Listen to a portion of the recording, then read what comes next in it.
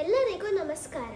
ನಾನು ಕವನ 3ನೇ ತರಗತಿ ಬಿ ವಿಭಾಗದಲ್ಲಿ ಓದುತ್ತಿದ್ದೇನೆ.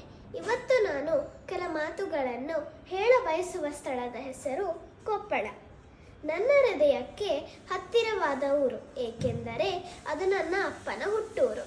ಕಲ್ಯಾಣ ಕರ್ನಾಟಕದ ಅವಿಭಾಜ್ಯ ಅಂಗವಾದ ಈ ಊರಿಗೆ 2000 ವರ್ಷಕ್ಕಿಂತ ಹೆಚ್ಚು ಇತಿಹಾಸವಿದೆ.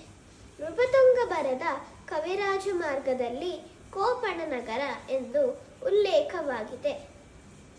ಈ ಜಿಲ್ಲೆಯಲ್ಲಿ ಹರಿದು ಹೋಗುವ ತುಂಗಭದ್ರಾ ದಡದಲ್ಲಿ ಶ್ರೀರಾಮನ ಪರಮ ಭಕ್ತನಾದ ಆಂಜನೇಯನ ಜನ್ಮಸ್ಥಳವಿದೆ.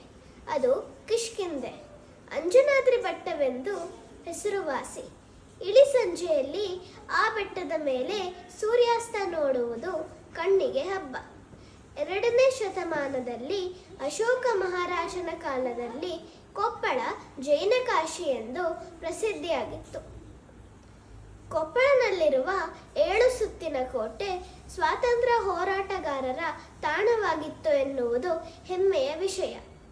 ಕೊಪ್ಪಳದ ಗವಿಮಠದಲ್ಲಿ ನಡೆಯುವ ಅಜ್ಜನ ಜಾತ್ರೆ ಕುಂಭಮೇಳ ಎಂದೇ ಪ್ರಸಿದ್ಧಿ.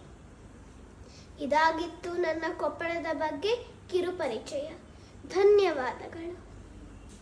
ನೀವು ಯಾವಾಗಾದರೂ ಕೊಪ್ಪಳಕ್ಕೆ ಬಂದರೆ ಮಿರ್ಚಿ ಮಂಡಕ್ಕಿ ಮಾತ್ರ ತಿನ್ನೋಕೆ ಮರೆತು ಹೋಗಬೇಡಿ.